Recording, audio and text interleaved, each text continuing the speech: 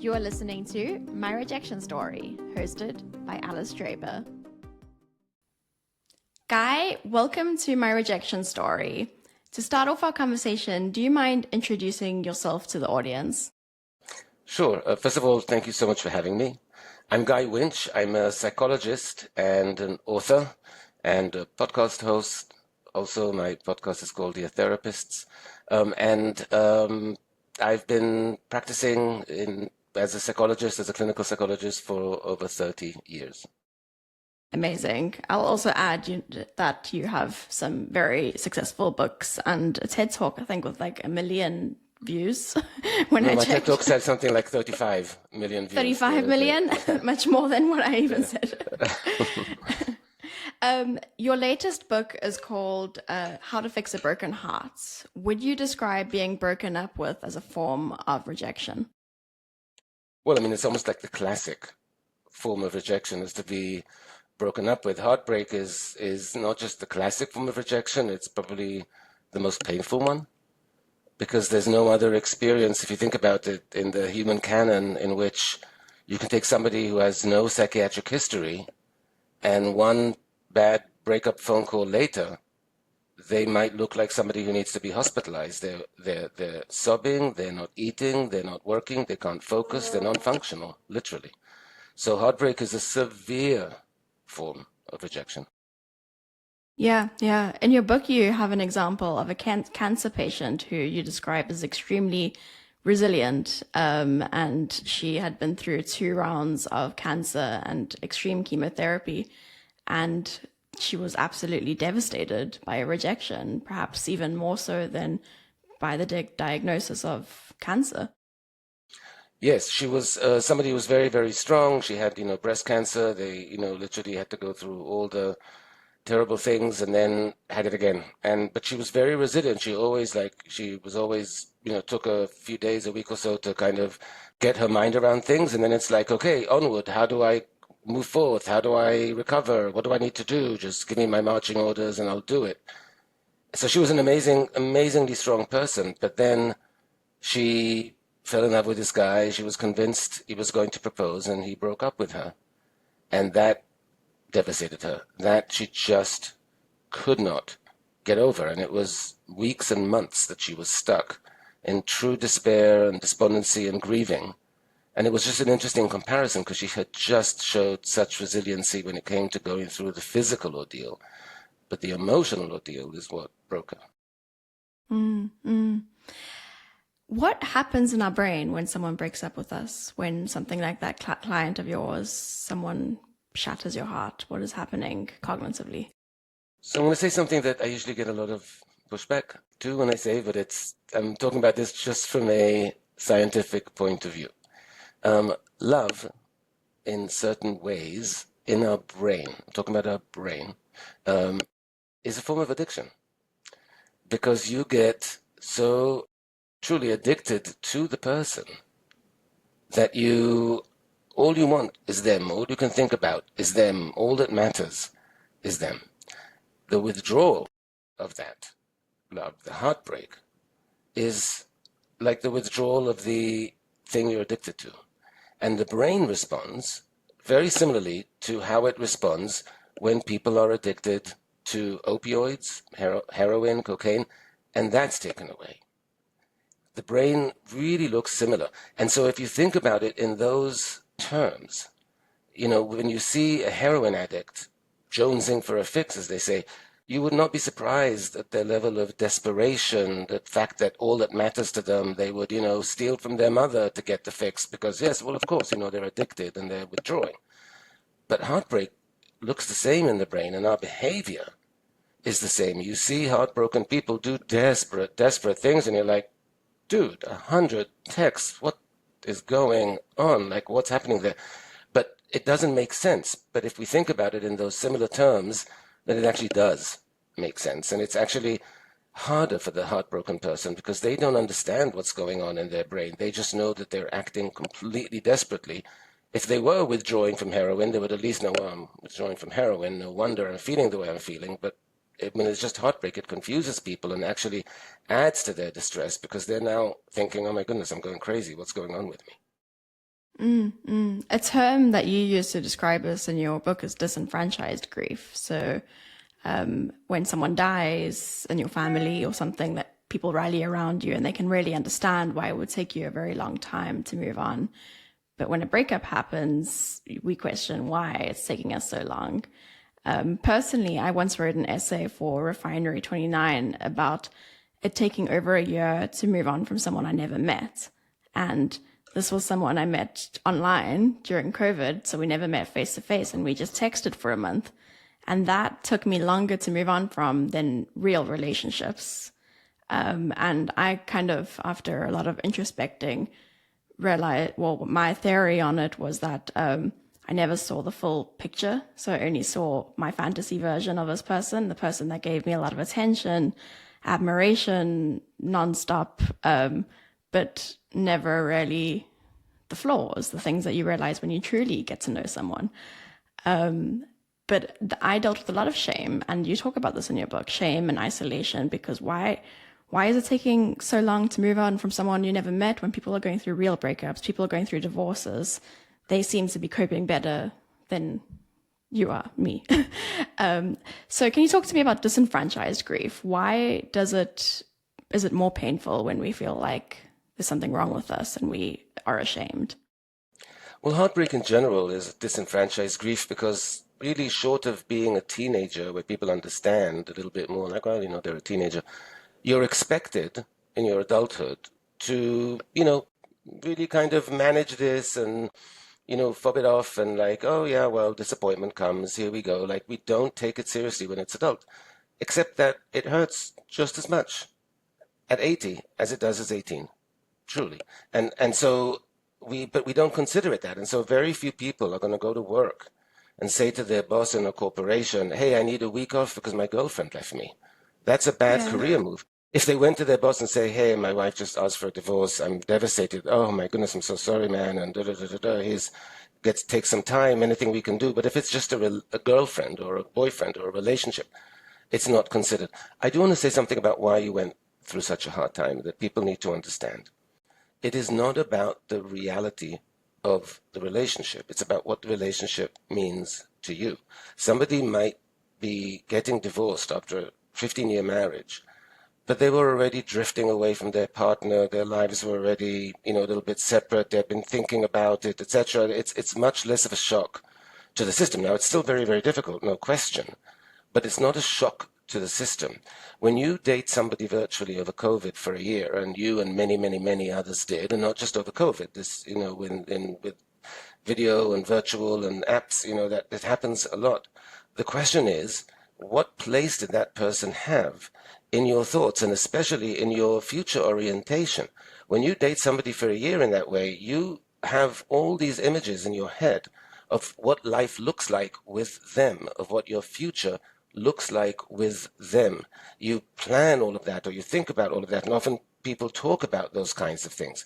So what you lose in the moment is not just what you had, and people say, well, what you had is you haven't met in person, but all the future that you had assumed would be there that now gets taken away. And that's what hurts even more than the year that you had virtually, which might have, probably had very nice moments in it, and those were losses, but just the whole future that you had planned, thought, assumed would happen gets wiped away in an instant. That's the thing that's very difficult to get over. Yeah, I completely agree. It is something that made me wary in future relationships to ever future plan. I became like, that was a big red flag. We should not future plan. We take it day by day. Do you know what my guideline is for those things? And it's a very rough one. But I generally suggest to people, plan ahead only as much as you've already had. In other words, if you've had one date, only think ahead one date ahead. If you've been dating for a month, plan ahead for a month. If you've been dating for a year, even if virtually, plan ahead for a year. But don't let your mind rush too far into the future because, a lot of the times, that you don't know yet. As you said, even if it weren't virtual and you had spent time, it actually takes quite a while to get to know someone. So you might have still had this idealized version after a year. It's, a lot of things have to happen before you really get the full picture of a person. Yeah, yeah, yeah. That's such good advice. Only plan ahead as long as the relationship has been going on. And it was only 1 month. It wasn't a year. If it was a Oh, year, sorry, a month. Yes. I would Yeah, have yeah. maybe felt more justified in my Yeah. response. No, but even a month, like you, when and the pandemic, people were isolated, people were alone. It was like it was a very comforting thought. But it's about the future that you build in your head, and that can extend far beyond, and that can be a hugely real feeling loss because you really were starting to think like this, that I could have this life, and suddenly that life is taken away. Yeah, yeah, yeah. It's so powerfully said. Um, you give, okay, yeah, I think. You also talk about how most cultures have mourning rituals that involve the larger community. So if someone dies, we often see everyone gathers together. They might start a food train and bring food to you so that you don't have to cook during this grief period. And it's important. It's an important ritual for mourning a loss. Do you think that we should be applying the same when it comes to heartbreak?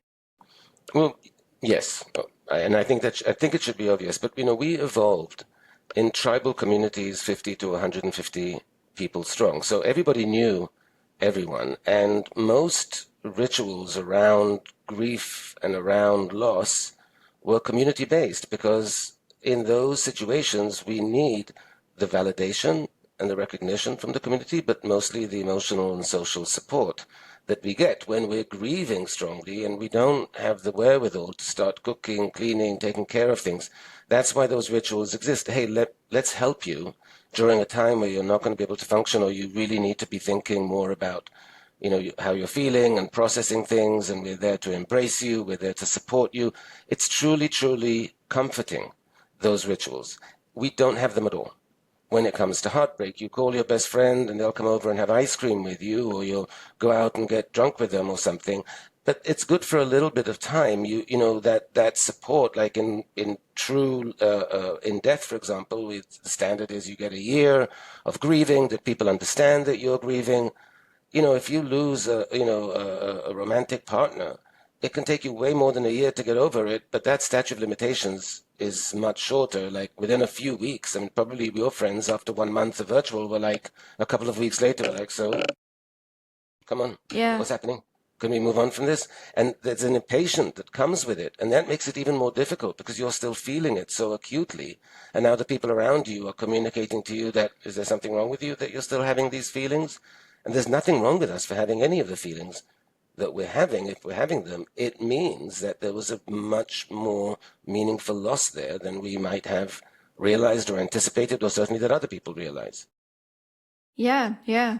Um, and I think that that adds to that shame element is what I think you wrote about this in your book. When people around you are questioning, you start questioning yourself, like, well, why am I not moving on? Personally, that story of the 1 month thing that had happened during the pandemic, a good friend of mine was very supportive, but she said to me later that she was wondering, like, what's wrong with you? Why are you not over this? And she's now going through something similar. And so the empathy piece is coming in where she's like, wow, now I Mm-hmm. understand. Like, I could totally get why it's so hard because this almost the exact same thing, except it wasn't virtual. So how can we be more empathetic to friends going through heartbreak? How can we show up in the way that they need us to show up, or that they could benefit from us showing up? First of all, my guideline for how to be there for somebody who's grieving, period, heartbreak, death, loss of a pet, anything, is ask them. Because different people want different things, and different people need different things at different times. So it's the same thing if somebody just tells you, oh, I just got a cancer diagnosis, I'm going through chemo, then I always say, I'm so sorry to hear. Right now, what would be the best I can do in terms of supporting you? Would you like me to check on you every day? Would it be helpful for me to come over? Would you like me to wait for you to call me? Like, what's the best thing for you? I just ask directly, how best can I support you? And I expect the person to, be honest with me and say, well, and I might push back a little bit and say, no, you don't have to call. I don't know if they're saying it because they don't want to trouble me. I'm like, no, I will be wanting to. I just don't want to bother you. If you're going to get 20 people calling you a day to check in on you and that's going to be bothersome, I don't need to do that. But I would like to if it's helpful. So I'm truly asking you. That would be my want. That would be my wish. Is that okay? And I really will help, like trying to get them to see that, like, I want to be there in a way that's helpful. So truly just tell me what would be helpful. So ask and do what's truly helpful. Because yeah, I know I've had that feeling where someone's going through a loss and you don't know what to do. You feel like if you send a message, you're going to be bothering them, and it's always hard to know like what the right response is. So I love that advice of asking what's most helpful. Another case study you write about in your book is someone going through the loss of losing a pet. And that truly was, I mean, I had tears in my eyes reading the case study. I don't know if it was because I felt for him or, yeah, I don't know where it was coming from. But the story you share where he's given no relief from work and he's almost shamed for feeling what he's feeling because of losing his dog by his colleagues. What was going through my mind is, oh my gosh, he should have lied. He should have said it was a human just so that he could get the heat off his back of this. So I wonder what your advice would be, when people are facing a loss that is just not understood by society. Society will judge you and shame you. Is there a way we can try garner more empathy and compassion from those around us?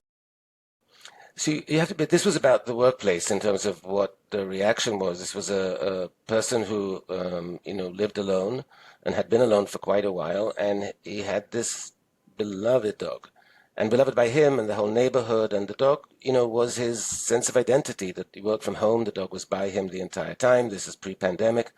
He would take the dog for walks 3 times a day. Everyone in the neighborhood knew the dog. People always know the dog, they don't know the owners as well. But he would sit in the dog park and socialize with other owners. Like his life truly revolved around this dog. And then when the dog died, and the comparison here was that he had lost his parents shortly before. And again, the reaction to losing the dog was far more dramatic for him than losing his parents. His parents, he was close with them, but they lived in another state. He saw them a couple of times a year. They weren't part of his daily life. The dog was 24/7. So it was a much, much bigger loss for him. And certainly his bosses at work were like, it's a dog, dude, kind of get over it. And literally, there was no sympathy whatsoever. They literally thought he was, being deficient in even asking for some time. And so we need to be much more compassionate, because for a lot of us, our pets are parts of our family. And for people who live alone, it might be the entire family. There are many people who went through the pandemic, and the only thing that was locked down with them for months and months at a time were their pets. And so that was the only thing that saved them from absolute despair and loneliness and aloneness. And so that pet is the most valuable thing. That pet got them through everything. Losing that pet is going to be dramatic for them. And we have to understand that these are not just, it's not, a pet snail. I mean, I'm sure some people get attached to their pet snails, but I'm saying, these are usually, pets are much, much more meaningful. And so we really, really have to take that much more seriously. And if you're at work and people are not taking it seriously, know who the audience is. If you have a boss who doesn't seem to have, an empathetic bone within them, then he or she, be careful about what you say. I wouldn't lie and say, no, I lost my sister or uncle or something, because it's that then you have to keep remembering the lie, and they'll ask about the details and where's the funeral and this, and you're like, it's not worth it. You can just say, I lost my pet, that I was extraordinarily close to my pet. I'm having a really hard time. I hope you understand. But you just say, I lost my dog, I need a day off. You can say, I lost my dog, I was extraordinarily close with that dog. I'm feeling absolutely terrible grief, and I need some time. And they'll get it, they don't get it, they don't get it. But that's the best you can do. And if you're an employer, please have sympathy for these people. They're not going to be functional if you want them at the job. They're not going to do a good job. Giving them a little bit of time to recover will restore a more functional employee than having them stay there when they're that bereft. Yeah, yeah. And you give a powerful example in the book where you talk about the pain of grief as being as painful as, I think, being subjected to extraordinary physical pain. So much more than like a headache or something. And so what you write about is that we wouldn't be able to show up fully even if we have a headache or we have the flu or something. But the pain of being and this much having your heart broken is much higher than that. Yet there's often an expectation that you can show up. Can you talk a little bit about that? Yeah, that we have a dismissive attitude toward emotional pain in general, this kind of legacy of the greatest generation and the Second World War, perhaps, of, stiff upper lip and stay calm and carry on, and, it's just feelings, push them aside, all of which is, bull, because the feelings make a big difference in terms of our thinking. When we are, depressed or distressed, our level of intellectual functioning drops significantly. We literally lose IQ points because emotional pain is very centralizing. If you break a limb and you're in pain from that, good luck focusing at work. No one would expect you to. In the experiment you were referring to, people put heat inducers on subjects' forearms and saw how long they could tolerate the dial of moving up, the heat dial, and they had to tolerate it for 7 seconds. And at the point where they couldn't tolerate the 7 seconds, that's their max out. And on a scale of 1 to 10, the emotional pain of heartbreak and loss was around an 8 on that scale. But remember, that was what people could tolerate for 7 seconds. You deal with that pain for way longer than 7 seconds, and it's intermittent, and it comes and it goes, and it hits you hard.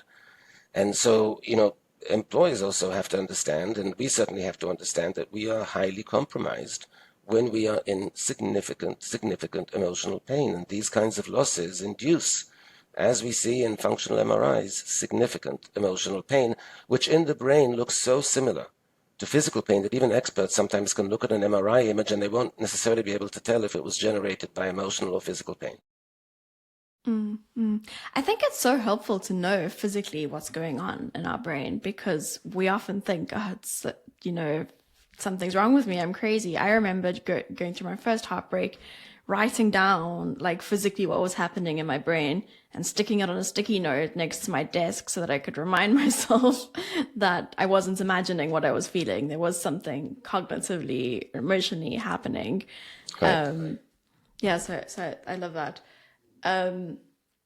Segueing a little bit to moving on after a breakup, after heartbreak. Something you write about, and I think this ties to the addiction piece that you spoke about earlier, is the dangers of pseudo connection. And this is when we get our fix online, which makes it harder to have a clean break after a breakup than probably before the internet.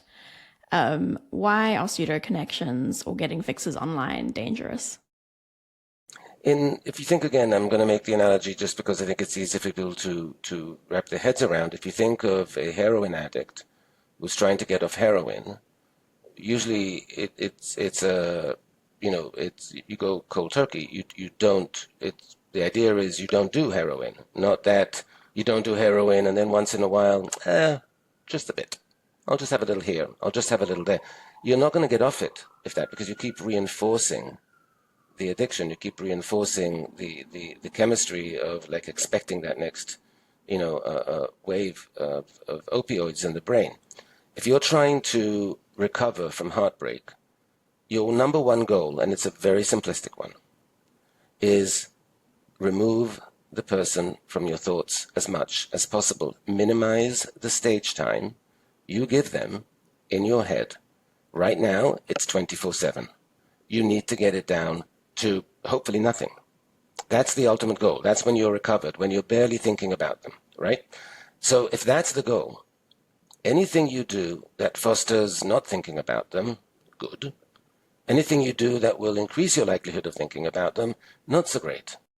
So when you, succumb and go like, let me just go stalk them on social media now, and you spend 3 hours going down that rabbit hole, you just reinforced the connection, because every time you looked, you remembered moments you had with them, and you wished that the breakup hadn't happened, and you're giving yourself the heroin in a way that's not helpful. Excuse me. And so the idea is cold turkey. If you want to get over someone, you have to try and get them out of your head as much as possible. And that there are two parts to that. Number one is not thinking about them, not stalking them on social media, not going through all the pictures, not talking about them, incessantly for too long, because every time you do, you're still reinforcing. You can say to your friends, I'm having a difficult day, without going into, I'm having a difficult day because I was thinking about this, and then this, and then this, and then this, and then this. In the telling, you're reinforcing it. So, you need to do that to minimize the thinking. And there's a lot of replacement that needs to happen, because you can't just not think about something that was so central. You have to think about something else that's important and meaningful. And that's the rebuilding part of starting to populate both your life and your thoughts and your inner life with thoughts of other things, and moving on and replacing that person as much as possible so that they're not in your thoughts as much. As you're talking, and also as I was reading your book, I was thinking about that 1 month connection. That part of probably why it took so long to move on was because I was addicted to the cyber stalking. And I would do all sorts of things to try to create blockers. I would block the person on social media and do all these things, but then you'd find workarounds. You'd go on incognito and find them, just their public Twitter profile, and read through everything there. And so very much I can liken it to an addiction. You get a hit, and then you feel worse afterwards, probably like taking a substance of some sort. And so for anyone listening who's perhaps in that stage of struggling to wean themselves off the addiction, what would replacement look like? They might have the awareness that they should stop, but they're struggling with the self-control element. So you have to start thinking and breaking down what functions that person served in your life, and there are many. This 1 month virtual relationship, you probably spoke quite often. You probably spoke at length. You probably, shared like, oh, I'm having this kind of day, or I'm having that kind of day, or like, what are you doing tonight? You might have, again, I don't know, but I'm just, this is what people typically do. Like, you might have sat and watched movies together and cooked together and had virtual dates together and all of that. Who are you going to watch movies with now? Who can you do cooking with now? Who can you share about your day with in an ongoing way that you don't have to start explaining things, just shoot a text going like, oh, that girl in the other cubicle is doing that thing again, like it's the replacement thing. Like, who can serve those functions that you lost in the breakup? And that's a very active process of thinking about, and not just the practical ones, the emotional ones, the virtual ones. If you're thinking about your future and what it would be like to be married with this person, what else can you envision about your future now? It doesn't have to be about a relationship, because that will hurt, but like maybe you plan another vacation, maybe you plan where you might be professionally and set professional goals or personal goals, and so you have a different way of thinking about the future that's engaging, but doesn't take you down that rabbit hole. So that's what I mean by like, you really want to replace, but to replace you have to do the thinking, be honest with yourself, and think through what were the functions, what were the things that I look to that person for, and who can I look to instead? I love this. So replacements, and it sounds like a very healthy way of dealing with it, as if it's done in a constructive way, where you have friends and you're doing things like cooking and stuff. Perhaps, and I'm sure many people went through this, it's harder during the pandemic when the world was locked down and you weren't allowed to be in physical contact with your friends or your support network. And so, I mean, I guess that doesn't really apply now. Most people can go outside. But something I'm curious about is when replacement becomes perhaps not too healthy, which could be turning to substances or turning to another relationship too quickly. Would you consider either of those as not perhaps a healthy way of replacing things? Well, substances are not a replacement. They're a numbing, right? Okay. They're a way to numb your feelings, like and the substances being drugs, alcohol, food. There are different ways to sugar highs. It's about numbing. It's about, which is an artificial way of dousing the flame of the feeling, right? I mean, it usually comes with consequences. So that's not a habit you want to get into, because when you use that as a coping mechanism, you are by definition not working out your actual coping mechanisms, your psychological coping mechanisms, which include, by the way, things like learning to tolerate a certain amount of sadness and pain, and being that's part of the deal. I just need to, live with that. I need to live a little bit with the uncertainty. Then who is my person if not that person?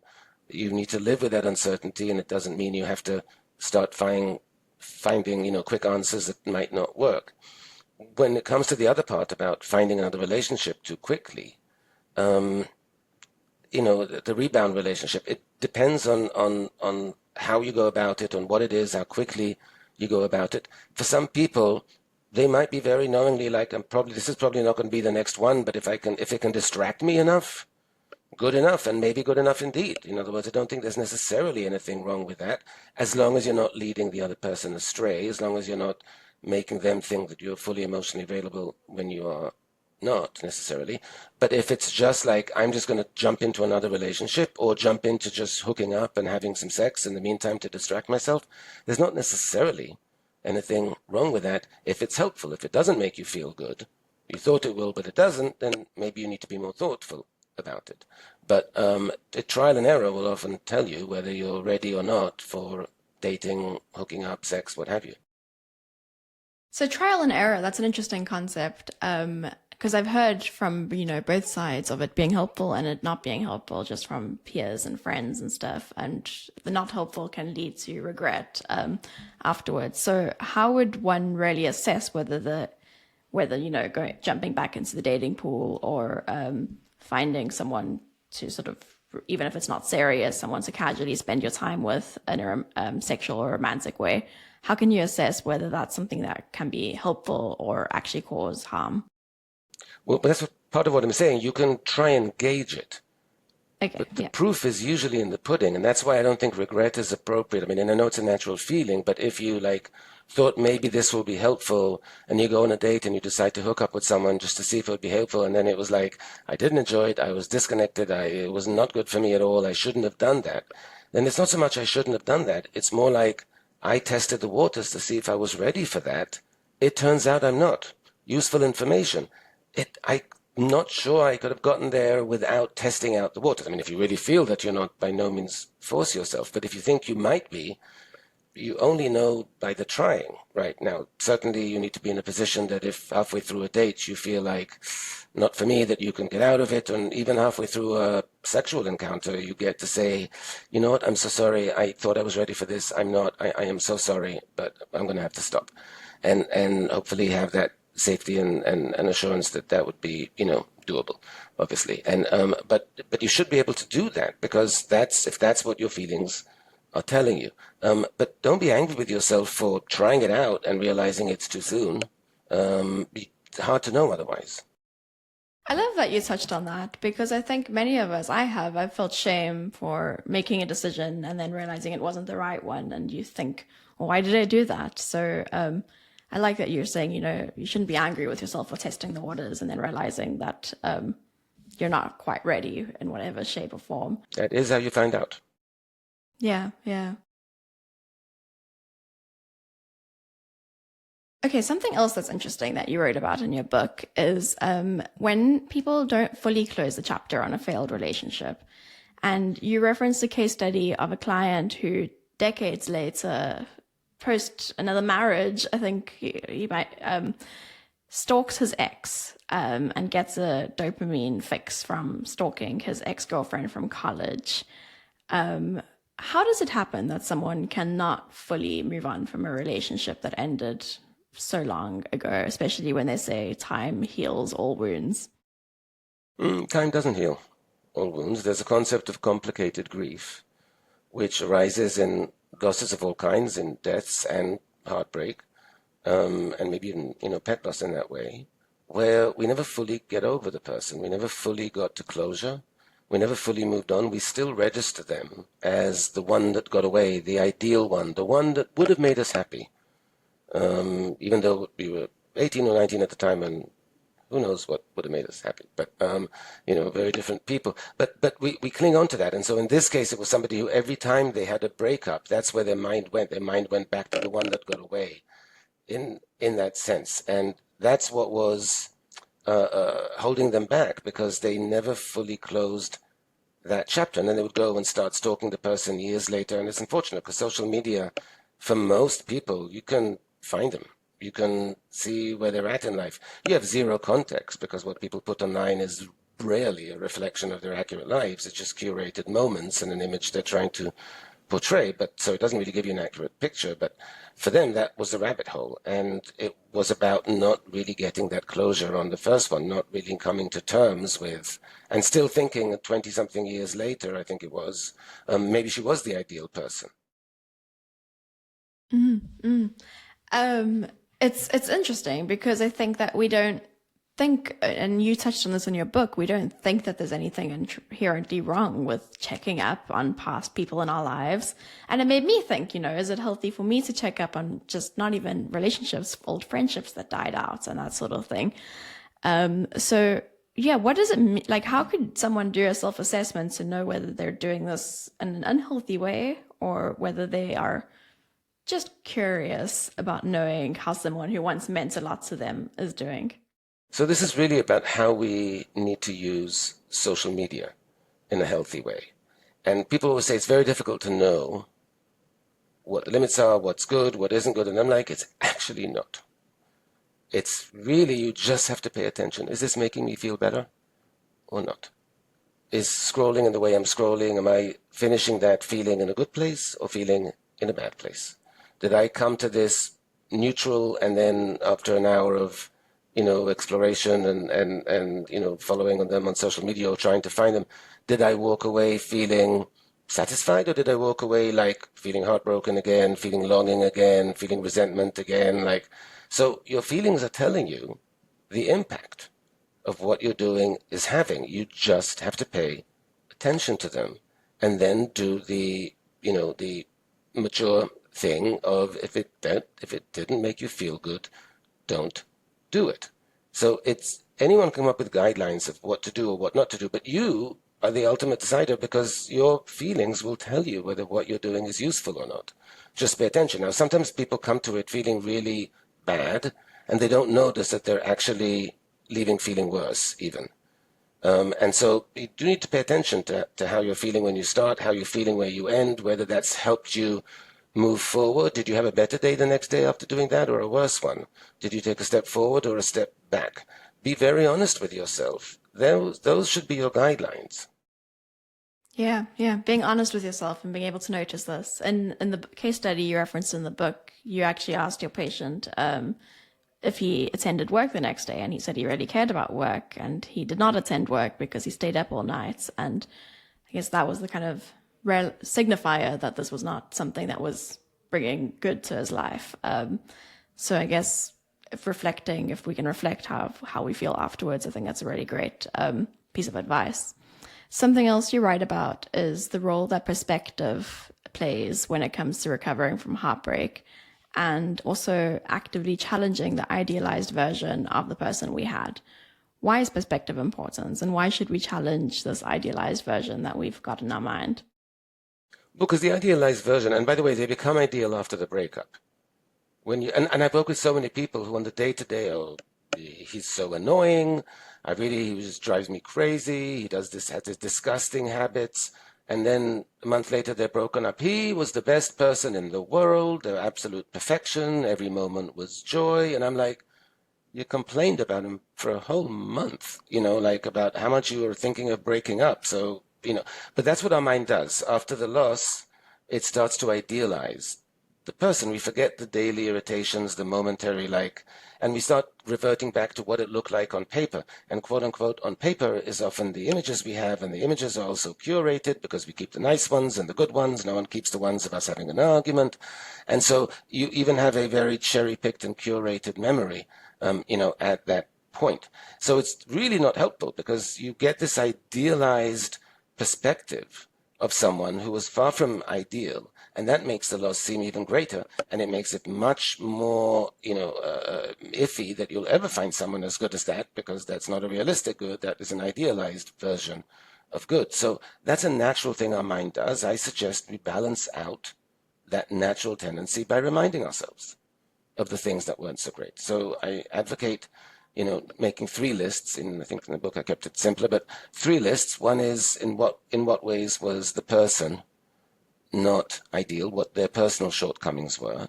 In what way was the relationship problematic, in that, they were terrible at celebrating my birthday. They always, they never took initiative on date night, etc., those kinds of things. And the third thing is, what compromises did I make in this relationship? Because you have to make compromises in all of them. And sometimes they're easy to make and fine, but it's useful to have the list anyway, that this friend I never really see as much because the ex didn't like them, and and this activity I don't do because they didn't really like it, and I used to like this music but they couldn't stand it, so I don't play it anymore. Once you have those lists, it helps balance. And I just say, when you're having those idealized version of, they were perfect for me, I'll never find someone like them, go to the lists and remind yourself, not so perfect. You will find someone who's equally not so perfect.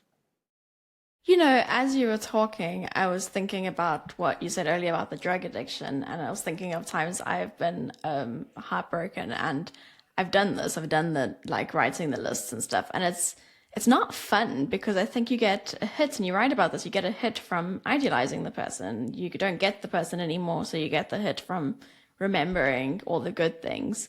So trying to counteract that can actually be really painful. At least it was for me. It's like, this is not nice. I don't want to remember these bad things. I just want to stay here forever and remember all the good things about the relationship. So is there any resistance often from people to go through this part of the process? Look, you bring up a really, really important point. Our natural inclination is to lean into misery, is to lean into victimhood, even. That's something that absolves us of the responsibility, of effort, of the need to move on. Recovering from any real blow, physical and certainly emotional, is, like when people go to physical therapy, if you've ever had physical therapy for an injury, it's painful. It's uncomfortable. It's not something you want to do. It's something you have to force yourself to do. Such is all recovery, emotionally especially. It's not comfortable. It's not what you want to do. These are the things you are making yourself do because you know this is what your recovery requires and what you need and what will make you feel better at the end. Of course, it's much easier to stalk on social media and to lean into poor me even 8 months later and all of those things. That's our natural drive.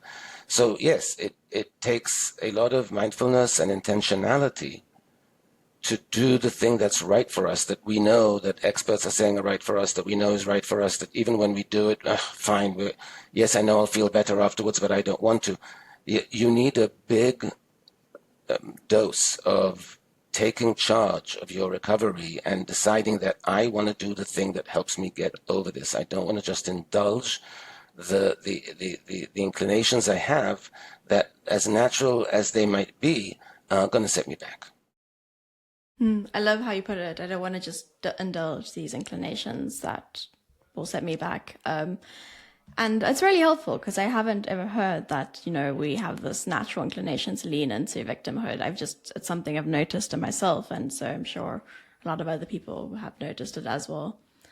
I want to talk about when we move past the grief and we're ready to potentially thinking about dating again. After my first heartbreak, I couldn't imagine a world where I put myself in the face of potential rejection again. And I didn't date for over a year. So yeah, in the book, towards the end of your book, you talk about building rejection resilience. How does someone open themselves up again to the vulnerability of dating? First of all, it should be a goal-oriented thing. In other words, the goal, the prize is to have that connection, to find someone again. But you want to go about it as safely as you can. And you want to be kind to yourself because it's going to, maybe you're going to be one of those very few lucky people who, after a heartbreak, just can go into dating, never get rejected, find the next person. But really, you're going to get rejected. And you're going to do rejecting. And you're going to get disappointed. And people are going to seem promising and then not. And so you do have to take a very deep breath before you start and realize, yep, it's the apps, it's the dates, it's the small talk, it's the, for most people it's like, oh, I wish I could skip this part. But you can't. Unfortunately, you can't skip that part. So what you can do, though, is do it slowly and set up support mechanisms. So set the right expectations. So, for example, your first few dates after heartbreak, it's like I once worked in a bakery.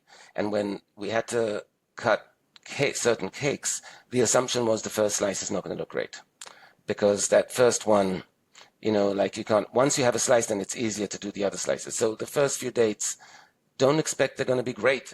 You're not going to, maybe you'll get lucky and, oh yeah, now I'm remembering, it's great to date. More likely, oh, that was annoying, that was a waste of time, that was frustrating, but I just need to get my feet wet. I just need to get back in the habit again. I just need to, refine my story now of who am I now and what story do I tell, and oh, when's your last relationship? Oh, well, like you want to get your talking points in alignment. You just want to get into the habit. So you want to set the right expectations. So because it's it should be a gradual and slow immersion. And so you want to allow yourself to do it in that way. And you want to, have friends stand by after the first date because I couldn't stop thinking about the ex, and it's okay, it's fine, that's going to happen, until you meet someone who's interesting enough that actually I didn't think about the ex that much on that date because the conversation was interesting and they seemed very nice and kind, and oh wow, it's weird. It's the first time I've been on a date where I didn't think of my ex. Oh, great. But it takes a while to get there. So set the right expectations for the journey. I love the idea of expectation setting, and it's something you touch about in your book because I think it can be very dangerous to not have expectations, especially for people who are perhaps more on the rejection sensitive side, where the rejection that is almost inevitable to comes about. It could make you never want to ever step outside ever again. Yeah, right. That's great. To those people, by the way, my suggestion is always your directive for the date is you be fully focused on assessing them. So that if I had a quiz that I would ask you later, tell me about their personality, tell me what you know about what traits they seem to portray. Did they seem kind? How did they treat the waiter? Were they punctual? Were they respectful? Did they seem like they put into some efforts into their appearance? Were they asking you questions, talking about themselves? Like if you're busy trying to assess that person, you have much less time to feel self-conscious about how you're coming across. So that should be the goal, because you want to sharpen that skill of the vetting. Yeah, that's such great advice. And it's important. I mean, choosing a life partner is easily one of the most important decisions we'll make. Guy, thank you so much for your time. I have one final question for you. And it's no longer about heartbreak. It's actually about this podcast. I ask all the guests this. I'm extremely passionate about the topic of rejection, and it's something that I hope to continue talking about for a long time. So the question I always ask is if you have any advice on how I can grow this show. I'm not a celebrity. I don't have a giant following. And I know you as a podcaster yourself probably have some experience in growing platforms. So I don't know if you have any advice on how someone can stay resilient to a mission. I think that your listeners probably respond. I think a podcast about rejection is going to probably have quite engaged listeners. If you're listening, it's because you've had the experience, or especially if you've stayed listening to this point. It's probably because you've had the experience, you know what it's like. It's an interesting thing for you, and you probably had your own specific circumstance that was or wasn't covered in this discussion or other discussions. And I think when listeners, if they comment, if they write in, if they talk about their own circumstance, that's when you can get a lot of ideas for, oh, well, if there's one person who's saying, here's my circumstance, it can't be that unique, there must be others, but that's an interesting angle to look at, right? And so that's an interesting thing to explore. And I think it's about listeners also, and by the way, people who are listening, feel free to write in if you enjoy the show and suggest, like, what, could you talk about this? Could you cover this or that? It's also useful to hear from people who did a terrible job at recovering, and, all the things they might have learned from doing things incorrectly. And, and also there's rejection in many, many spheres, not just romantic ones. I wrote for 14 years before I published my first book. 14 years I didn't make a penny, but I kept writing and produced a lot of stuff. It took 14 years to sell my first book. So there was quite a bit of rejection there, and it was the persistence, it was the love of writing that kept me going. There are different forms of rejection in life, many, and it could be interesting to cover different aspects of those. And because it's a big part of our lives. Social media is where we get rejected. We have 100 friends, only 2 of them like something. 98 people didn't care. 98 people didn't get it because the algorithm doesn't work that way. But the point is, there's a lot to cover. And I think that in the ongoing dialogue between you and the listeners is where opportunities arise. That's such great advice. Thank you so much for sharing it. I will definitely be engaging in dialogues. And one of my favorite things about talking about rejection is that it does prompt people to share their stories, because I think that we feel isolated when we hear all the things that go right in people's lives. And, one of the reasons why I started this is that I noticed talking about rejection prompted a much bigger response than anything else that I ever spoke about. So, Guy, thank you so much for your time. This was an absolute pleasure. And all the best. Thank you. Thanks for having me.